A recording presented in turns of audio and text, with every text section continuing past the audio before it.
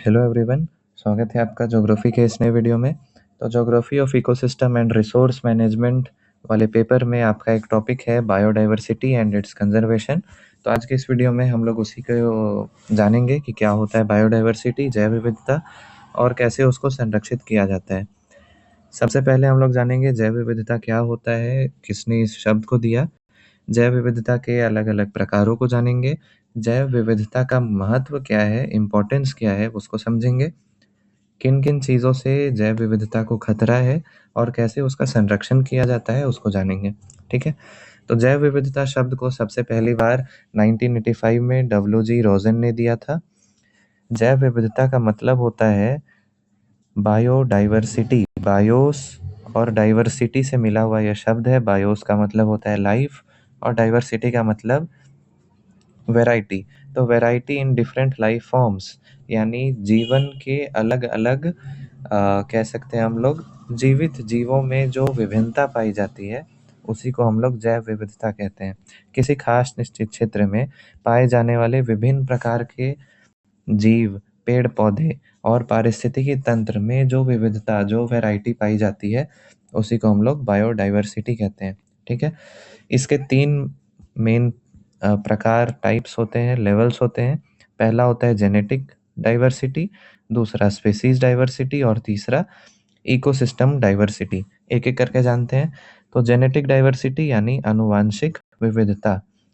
एक ही स्पीसीज है, एक ही प्रजाति है और उसमें जीन के अंतर के कारण अलग अलग रेसेस, ब्रीड्स और वेराइटीज बन जाती है।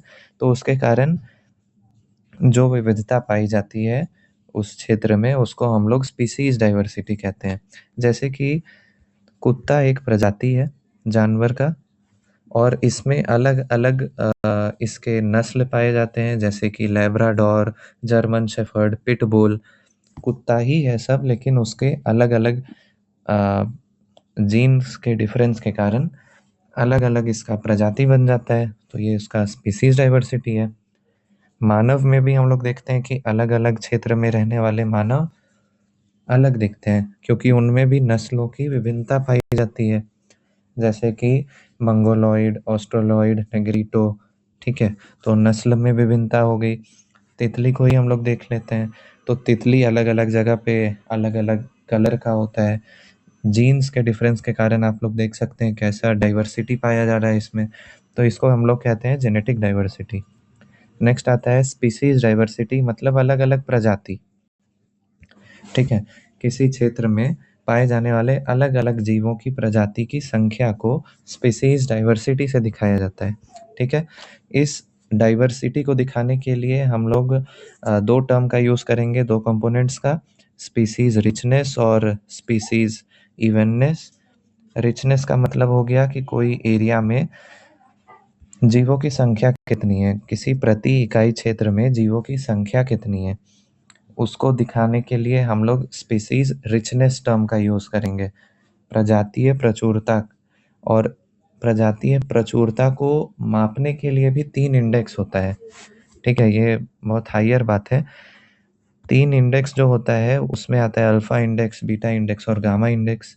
ठीक है, अल्फा डाइवर्सिटी मतलब हो गया कि किसी क्षेत्र में अगर हम लोग पार्टिकुलर क्षेत्र में बस देख रहे हैं कि कितना डाइवर्सिटी है तो उसको अल्फा डाइवर्सिटी कहते हैं। अगर 2 रीजन्स के बीच के डाइवर्सिटी को हम लोग कंपेयर करते हैं तो उसको बीटा डाइवर्सिटी कहते हैं। और किसी बड़े एरिया में हम लोग अगर अलग अलग डाइवर्सिटी देखते हैं, जीवों की, जैव विविधता की अलग अलग विभिन्नता को देखते हैं, तो उसको गामा डाइवर्सिटी कहते हैं। तो इस विविधता को देख के हम लोग प्रजातीय प्रचुरता को बताते हैं, कितना रिच है वो एरिया अलग अलग जीवों से, उसको नापा जाता है इससे। इसके बाद है स्पीसीज इवननेस, मतलब कौन सा जीव वहाँ पे ज़्यादा है, किस जीव की वहाँ पे समरूपता ज़्यादा है। ठीक है, जिसके ज़्यादा होगा वो हाई इवननेस होगा और जिसका कम होगा वो लो इवननेस होगा। ठीक है, तो हम लोग को ये पता चला कि स्पीसीज डाइवर्सिटी का मतलब अलग अलग जीव जो एक क्षेत्र में रहते हैं। जैसे एक ही जंगल में शेर, हिरन, बंदर, पक्षी, पेड़ पौधे एक साथ रहते हैं, तो सब में प्रजाति की विभिन्नता है, इसी को हम लोग प्रजातीय विभिन्नता, स्पीसीज डाइवर्सिटी कहते हैं। ठीक है। नेक्स्ट आता है इकोलॉजिकल डाइवर्सिटी। इकोलॉजिकल डाइवर्सिटी का मतलब हो गया एक बहुत बड़े क्षेत्र में, या बोल सकते हैं बहुत बड़ा क्षेत्र या पूरे पृथ्वी पर पाए जाने वाले अलग अलग प्रकार के इकोसिस्टम और उसमें पाए जाने वाली डाइवर्सिटी। जैसे कि पृथ्वी पर रेगिस्तान है, वर्षावन है, पहाड़ है, नदियाँ हैं, समुद्र है, सबका अलग अलग इकोसिस्टम है और उनमें जो डाइवर्सिटी विभिन्नता पाई जाती है उसी को हम लोग इकोसिस्टम डाइवर्सिटी कहते हैं। ठीक है। अब बात करते हैं कि जैव विविधता का महत्व क्या होता है। तो जैव विविधता का सबसे इम्पोर्टेंट जो रोल है वो होता है इकोलॉजिकल बैलेंस, पारिस्थितिकीय संतुलन में। जैव विविधता अगर किसी क्षेत्र में अच्छा होगा तो वहाँ पे आहार जाल, आहार श्रृंखला, फूड चेन, फूड वेब अच्छे से काम करेगा और ऊर्जा का प्रवाह अच्छे से होगा। दूसरा, आर्थिक और खाद्य सुरक्षा। अगर किसी एरिया में जैव विविधता बहुत अच्छा है तो खाने के लिए बहुत सारे ऑप्शंस मिलेंगे, खाद्य सुरक्षा होगा, वहाँ के जीव भूखे नहीं मरेंगे। और आर्थिक लाभ तो होता ही है, जंगल से जो हम लोग फल फूल, उसकी लकड़ियों को काट के बेचते हैं या फिर उसका कुछ उपयोग करते हैं अपने संसाधन में, तो आर्थिक लाभ भी हो गया, खाद्य सुरक्षा भी हो गया। औषधीय स्रोत, आज भी बहुत सारी दवाइयाँ जो हैं वो पेड़ पौधे और जंगलों से मिलने वाले जो जड़ी बूटी हैं उसी से बनाए जाते हैं। कितने सारे जानवरों के खाल से, उनके सींगों से भी दवाइयाँ बनाई जाती हैं। तो ये सब जैव विविधता के महत्व हैं। जलवायु नियंत्रण, यानी कि जैव विविधता जिस क्षेत्र का, तो जलवायु नियंत्रण किसी एरिया में अगर बहुत सारा डाइवर्सिटी है लाइफ फॉर्म का, मतलब वहाँ पे अगर बहुत ज़्यादा पेड़ पौधे हैं, बहुत अच्छा क्लाइमेट है, तो उसके कारण क्या होगा कि कार्बन डाइऑक्साइड को ज़्यादा एब्जॉर्ब करेगा, वहाँ का एटमॉस्फेयर उतना साफ रहेगा। ठीक है, उतना कम पॉल्यूशन होगा, तो क्लाइमेट के रेगुलेशन में भी बायोडाइवर्सिटी हेल्प करता है। फिर प्राकृतिक आपदा से बचाव। बहुत सारी प्राकृतिक आपदाएं जैव विविधता के कारण हम लोग उससे बच जाते हैं। जैसे कि तटीय क्षेत्रों में जो जंगल होते हैं, मैंग्रोव फॉरेस्ट होते हैं, उसके कारण सुनामी से और सुनामी से हम लोग बच जाते हैं, भूस्खलन से कई बार बच जाते हैं जंगल होने के कारण। ठीक है। और बहुत बार ऐसा भी होता है कि जो वाटर लेवल है वो भी पेड़ पौधे रोक लेते हैं, तो जिसके कारण वहाँ पे पानी की कमी भी नहीं होती है। तो बहुत सारे प्राकृतिक आपदा से भी हमारा जो जैव विविधता है, बायोडाइवर्सिटी है, वो हमें बचाता है। तो इसलिए जैव विविधता कोई लग्जरी नहीं है, कोई विलासिता नहीं है, बल्कि ये मानव जीवन की एक महत्वपूर्ण ज़रूरत है। और इसको अगर हम बचाएंगे तो हमारा अस्तित्व भी बचेगा, वरना एक बार प्रकृति नष्ट हो गया तो मानव भी धीरे धीरे करके खत्म हो जाएगा। अब कौन कौन से खतरे हैं हमारी जैव विविधता को, उसको जानते हैं। तो मानव की गतिविधियों के कारण पृथ्वी पर जीव जंतु की प्रजाति तो बहुत तेजी से कम हो ही रही है, लेकिन कुछ खास प्रमुख खतरे हैं जो मानव जो है वो प्रकृति पर जैव विविधता को खत्म करने के लिए कर रहा है। जैसे उसके आवास को नुकसान पहुंचा रहा है, जनसंख्या बढ़ रहा है तो भूमि का अतिक्रमण हो रहा है, तो जो प्राकृतिक आवास है जीव जंतुओं का, जैसे जंगल, उस पे उसको काट के, उसको साफ करके वहाँ पे घर बना ले रहा है, तो जिसके कारण जो पहले से वहाँ पे जीव रहते थे उनका आवास का नुकसान हो गया। अत्यधिक दोहन, चाहे ये संसाधन का अत्यधिक दोहन हो या फिर अ, किसी भी चीज़ का बहुत अधिक प्रदूषण हो, किसी भी चीज़ का ओवर यूज़ हमेशा नुकसान ही करता है। तो अगर हम लोग रिसोर्स का भी बहुत ज़्यादा यूज़ करेंगे, पर्यावरण में प्रदूषण बहुत ज़्यादा करेंगे, तो हमारा क्लाइमेट चेंज भी हो जाएगा, हमारा जैव विविधता भी नष्ट हो जाएगा, फूड चेन, फूड वेब सब डिस्टर्ब हो जाएगा। इसके अलावा एक और मानव गतिविधि है इन्वेसिव स्पीसीज़। मानव क्या करते हैं कि दूसरे जगह का प्लांट अपने एरिया में लगा देते हैं, जिसके कारण इन विदेशी प्रजातियों का जब विस्तार उस क्षेत्र में बढ़ता है तो वहाँ की जो स्थानिक प्रजाति है, जो वहाँ का नेटिव स्पीसीज़ है, वो नष्ट होने लग जाता है। तो ये सब कुछ कारण है जिससे जैव विविधता को खतरा होता है। ठीक है, अब इसके कंजर्वेशन, इसके बचाव संरक्षण के लिए क्या क्या किया जाता है, तो इसको हम लोगों ने 2 भागों में बाँट के इसका संरक्षण करने का सोचा है। पहला है इन सिटू कंजर्वेशन और दूसरा है एक्स सिटू कंजर्वेशन।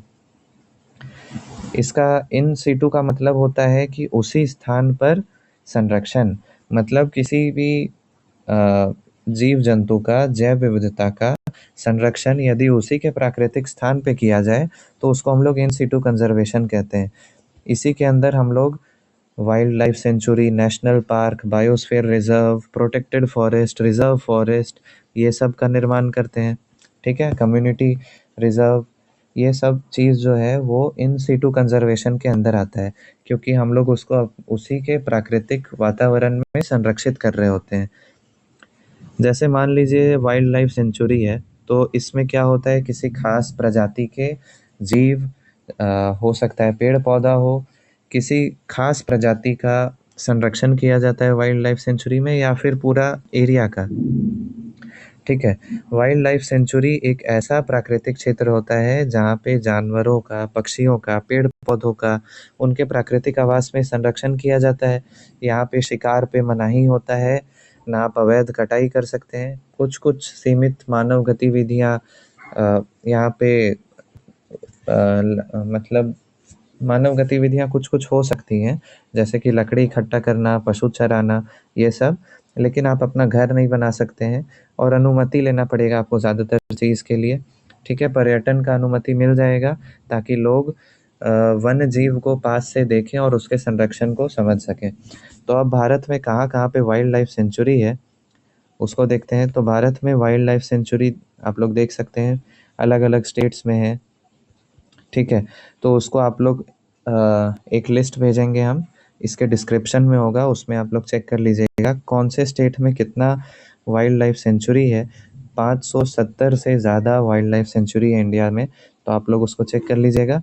देखिए आप अपने स्टेट्स में देख सकते हैं कहाँ पे वाइल्ड लाइफ सेंचुरी कहाँ पे है।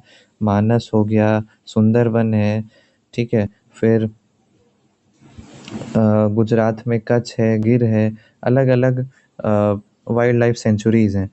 इसके बाद आता है नेशनल पार्क। नेशनल पार्क बहुत ज़्यादा सेफ एरिया होता है किसी भी लिविंग ऑर्गेनिज्म के लिए, किसी भी जीव के लिए सबसे ज़्यादा सुरक्षित क्षेत्र अगर कोई है तो वो है नेशनल पार्क। यहाँ के नियम बहुत कड़े होते हैं, यहाँ पे किसी भी तरह की मानव गतिविधियाँ नहीं दी जाती है और यहाँ पे पूरे इकोसिस्टम और वाइल्ड लाइफ को प्राकृतिक क्षेत्र में ही संरक्षित किया जाता है। अब आप लोग देखिए अलग अलग स्टेट्स में कितने सारे नेशनल पार्क्स बने हुए हैं। नेशनल पार्क्स की भी संख्या 107 है, बढ़ भी सकती है। तो आप लोग देख सकते हैं सबसे ज़्यादा जो नेशनल पार्क है वो मध्य प्रदेश में है, सबसे पुराना जिम कॉर्बेट नेशनल पार्क है। उड़ीसा में इतना सारा है, तेलंगाना में है, केरल में है, ठीक है, राजस्थान, सब जगह पे बहुत सारे नेशनल पार्क्स बनाए गए हैं ताकि जैव विविधता का संरक्षण किया जा सके। उसके बाद आता है बायोस्फीयर रिजर्व। तो बायोस्फीयर रिजर्व एक बहुत ही विशाल क्षेत्र होता है जहाँ पे कई राष्ट्रीय उद्यान, नेशनल पार्क और वाइल्ड लाइफ सेंचुरी आ सकते हैं। इतना बड़ा एरिया होता है। यहाँ पे हम लोग पर्यावरण का संरक्षण तो करते ही हैं, साथ में वहाँ पे जो जनजाति ये रहते हैं, आदिवासी समुदाय रहते हैं, उनको भी संरक्षित करते हैं, उनकी संस्कृति का भी संरक्षण करते हैं। उनको वहाँ से भगाते नहीं हैं, ना उनको जंगल में जाने से रोकते हैं, कोई चीज़ से नहीं रोकते हैं हम लोग। बस उनको ये बताया जाता है कि आप लोग जंगल को बर्बाद मत कीजिए। तो इसका 3 पार्ट्स होता है बायोस्फीयर रिजर्व का। पहला जो बीच वाला पार्ट होता है उसको कोर कहते हैं, जहाँ पे कोई नहीं जा सकता है क्योंकि यहाँ पे बहुत ही जो रेयर स्पीसीज़ है, दुर्लभ प्रजाति है, उसका संरक्षण किया जाता है और वैज्ञानिक गतिविधियाँ होती हैं। बफर ज़ोन होता है, उसके बाद बफर ज़ोन में रिसर्च हो सकता है, यहाँ पे आप लोग जा सकते हैं, निगरानी रख सकते हैं, ट्रेनिंग यहाँ पे दिया जाता है। फिर आता है ट्रांजिशन ज़ोन, जहाँ पे लोगों को खेती करने के लिए या फिर पशु चराने के लिए, ये सब के लिए वहाँ पे मानव रह भी सकते हैं। तो ट्रांजिशन ज़ोन, क्योंकि ये है ही बहुत बड़ा एरिया, इसलिए सबको पूरा प्रोटेक्ट करना पॉसिबल नहीं है, इसलिए इसको 3 भाग में बाँट दिया गया है ताकि जो थ्रेट है, जो खतरा है जैव विविधता को, वो कम हो सके। ठीक है, इस प्रकार से ये एनसीईआरटी का डायग्राम है। इसमें आप लोग wild life sanctuary, bird sanctuary और नेशनल पार्क को देख सकते हैं। ठीक है, ये तो बात हो गया इन सिटू कंजर्वेशन का, जो हम लोग उसके अपने प्राकृतिक वातावरण में उसका संरक्षण कर रहे हैं जैव विविधता का। एक संरक्षण होता है जो हम लोग बाहर से करते हैं, जिसको बाह्य स्थानीय एक्स सीटू कहते हैं। जब भी किसी पेड़ पौधे, जीव जंतु का आवास या फिर उसका जो लाइफ है वो खतरे में आ जाता है, वो विलुप्त होने के कगार पर आ जाता है, तो उसको बचाने के लिए हम लोग कृत्रिम आवास का निर्माण करते हैं और वहाँ पे उसका संरक्षण करते हैं, जिसको एक्स सीटू कंजर्वेशन कहते हैं। इसमें भी 3 टाइप्स होता है। एक्स सीटू कंजर्वेशन में अगर जीवित जीव है, पेड़ पौधा है, उसके कंजर्वेशन के लिए, उसके संरक्षण के लिए हम लोग चिड़ियाघर, बॉटेनिकल गार्डन, एक्वेरियम, मछली घर और सफारी पार्क जैसे क्षेत्र बनाते हैं। ठीक है, ये सब आप लोग जानते होंगे। ज़ू में जो जीव होते हैं उनको संरक्षित किया जाता है, उनका देखभाल किया जाता है, अगर कोई रोग है तो उसका इलाज भी होता है। बॉटेनिकल गार्डन भी वैसा ही है। एक्वेरियम में जो जलीय जीव है उसका होता है। और सफारी पार्क एक ऐसा एरिया है जहाँ पे जानवर खुले रहते हैं और मनुष्य जो होते हैं वो बंद गाड़ी में या फिर जेल जैसे कंडीशन में जाते हैं उनको देखने के लिए।